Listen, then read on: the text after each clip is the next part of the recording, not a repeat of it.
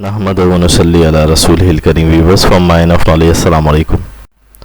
مغربی فنڈنگ کے نتیجے میں مسلمان عورتوں کے ہاتھوں میں میرا جسم میری مرضی کے پوسٹر یقیناً مغربی مردوں کی جنسی جنون کا شکار،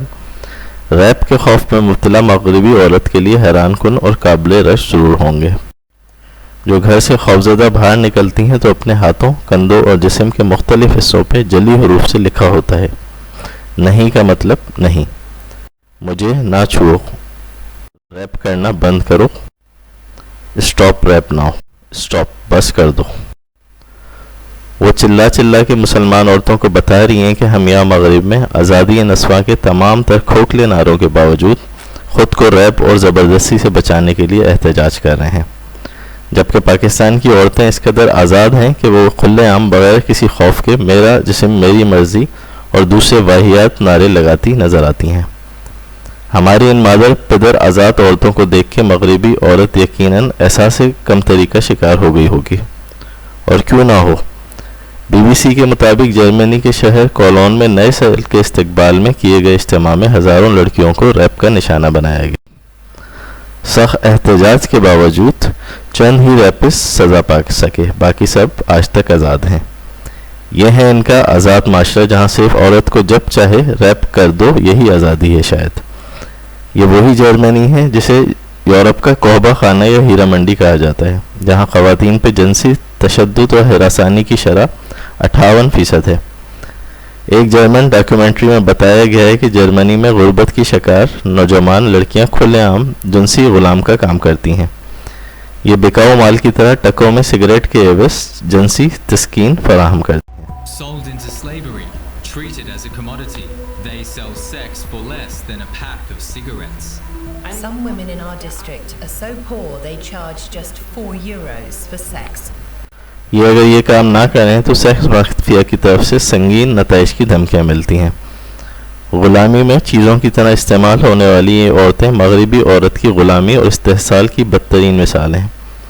اب ان کا مقابلہ مسلمان معاشرے سے کیجیے کہ کیسے ایک مسلمان باپ لاڈ پیار سے اپنی بیٹی کی حفاظت کرتا ہے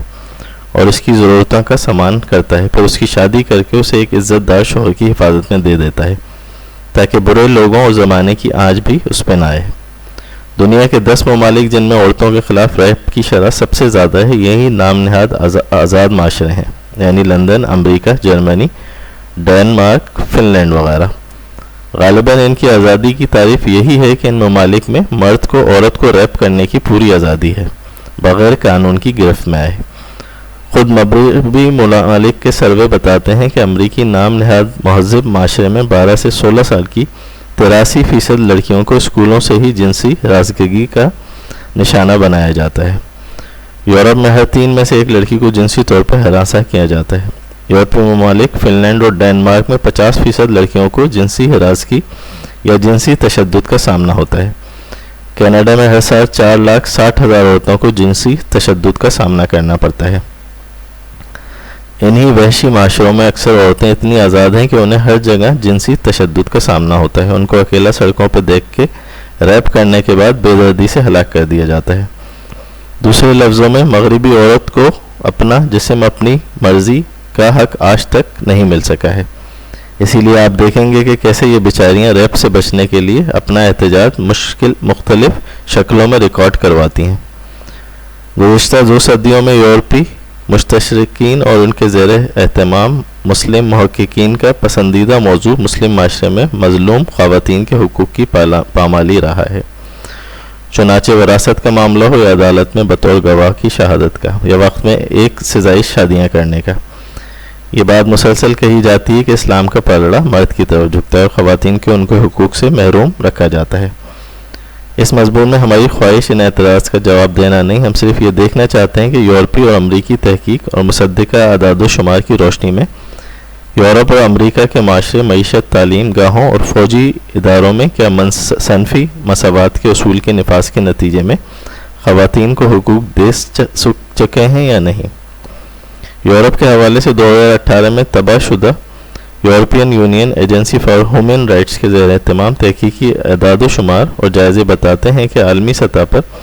اور مقامی ریاستوں کی جانب سے یورپ میں خواتین کے ساتھ صنفی ناانصافی کا مسئلہ ابھی تک اپنے ابتدائی مراحل میں ہے، جبکہ غیر یورپی اقوام اپنی خوش فہمی کی بنا پر اس غلط فہمی میں مبتلا ہیں کہ یورپ اور امریکہ میں خواتین کو عزت اور تحفظ کی نعمتیں حاصل ہو گئی ہیں، اور غیر یورپی اقوام ابھی تک صنفی عدم مساوات پہ قابو نہیں پا سکی ہیں۔ ایک غیر جانبدارانہ جائزے کے مطابق یورپ میں 14% خواتین کو دوران ملازمت محض عورت ہونے کی بنا پہ تعصبات کا نشانہ بننا پڑتا ہے۔ یہ تو وہ خواتین ہیں جو معمولی معاوضے پہ کام کر رہی ہیں، لیکن جو اعلیٰ مناصب تک پہنچنے میں کامیاب ہوئی ان کے حوالے سے یہ تعصب تفریق 28% تھا۔ ایک جائزے کے مطابق تفریق و امتیاز کا سامنا 57% خواتین کو پیش آیا، ان میں سے بھی وہ خواتین جو دوران ملازمت حاملہ ہوئیں، ان میں 43% کو صرف ماں بننے کی سزا میں اس تعصب کا نشانہ بنایا گیا۔ 2018 میں امریکی دفاعی اداروں کی مطبوعہ معلومات یہ ظاہر کرتی ہیں کہ صرف امریکی فوج میں کام کرنے والی 46% خواتین اور 50% مردوں کو جنسی تشدد کا نشانہ بنانے سے پہلے جنسی طور پہ ہراساں کیا گیا، اور بیشتر مواقع پر ملزم قانون کی گرفت سے محفوظ رہے۔ برابری کا اصول، جس کا نفاذ خواتین کو یکساں حقوق دینے کی تحریک، اس سے آگے بڑھ کر یکساں ملازمت کے نتیجے میں یورپ اور امریکہ میں ہوا، اور اس کے نتیجے میں ملازمت اور تعلیم دونوں جگہ ملکی قانون کے خوف سے اداروں کو مردوں اور عورتوں کو بھرتی کرنا پڑا۔ اس مخلوط معاشرے اور مخلوط تعلیم کی برکات کے سلسلے میں صرف یورپ میں ہونے والی تحقیق و تجزیہ یہ بتاتا ہے کہ صرف ہنگری کی یونیورسٹی کے 2000 طلبہ و طالبات سے انٹرویو اور سوال ناموں کے نتائج یہ ظاہر کرتے ہیں کہ آزادی اور اختلاط کے اس ماحول میں 33% طالبات کو جنسی ہراسانی کا سامنا ہوا،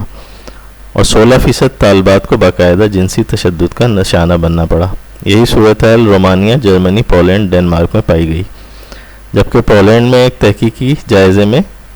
451 خواتین میں سے 88% 15 سال کی عمر کے بعد کسی نہ کسی شکل میں جنسی ہراسانی اور تشدد کا شکار رہی تھیں۔ ہالینڈ میں ہراسانی کے حوالے سے 1100 خواتین سے جمع شدہ معلومات کی روشنی میں دن کی روشنی میں گلیوں اور بازاروں میں 94% خواتین ہراسانی کا شکار ہوئیں۔ خواتین کے ساتھ یہ تفریقی رویہ ایسے حالات میں اختیار کیا گیا ہے جب خواتین کی یکساں نمائندگی کے اصول کی بنیاد پہ یورپی پارلیمنٹ میں خواتین کی تعداد 38% ہے، اور خواتین یورپی ممالک کی کسی شہر کی انتظامیہ یا عدلیہ میں 33% تک نمائندگی کی حامل ہیں، لیکن ان مقامات پہ ان کی نمائندگی کے باوجود انہیں معاشرہ، تعلیم، کاروبار، پیشہ ورانہ اداروں میں نہ تحفظ ملا نہ عزت و احترام، حتیٰ کہ سیاسی میدان میں قیادت کے مقام تک پہنچنے والی خواتین کو بھی یورپ اور امریکہ کی حد تک جنسی ہراسانی اور تضحیک کا نشانہ بننا پڑا۔ اعداد و شمار بتاتے ہیں کہ ایسی خواتین کی 25% تعداد جنسی حملوں کا شکار ہی نہیں بلکہ بعض اوقات جسمانی تشدد کا بھی شکار رہی۔ قانون کی نگاہ میں صنفی مساوات کے باوجود ہر شعبے میں خواتین تعصب، تفریق اور استحصال کا شکار رہیں۔ آج جن نتائج کا سامنا یورپ اور امریکہ کو کرنا پڑ رہا ہے اور جس طرح ان کا خاندانی اور اخلاقی نظام تباہ ہو چکا ہے، وہ اس تباہی کو مسلمان ممالک میں نافذ کرنا چاہتے ہیں، اور اس کے لیے میرا جسم میری مرضی جیسے بیانیے ڈالروں کے منہ کھول کے پروان چڑھائے جا رہے ہیں، ان کو فروغ دیا جا رہا ہے۔ یہ کسی بھی ہوش مند کے لیے سمجھنے کے لیے کافی ہے کہ تنہا صنفی مساوات مسئلے کا حل نہیں، بلکہ ہر جنس کی ضروریات، فطرت اور کردار کے لحاظ سے اس کی تربیت و تعلیم ہے، جو اسلام کے نظام زندگی نے بہترین اصولوں کی شکل میں دی ہے۔ عورت گھر میں ہی آزاد ہے جہاں قرآن نے اس کو حکم دیا ہے، اور وہ محفوظ بھی گھر میں ہی ہے۔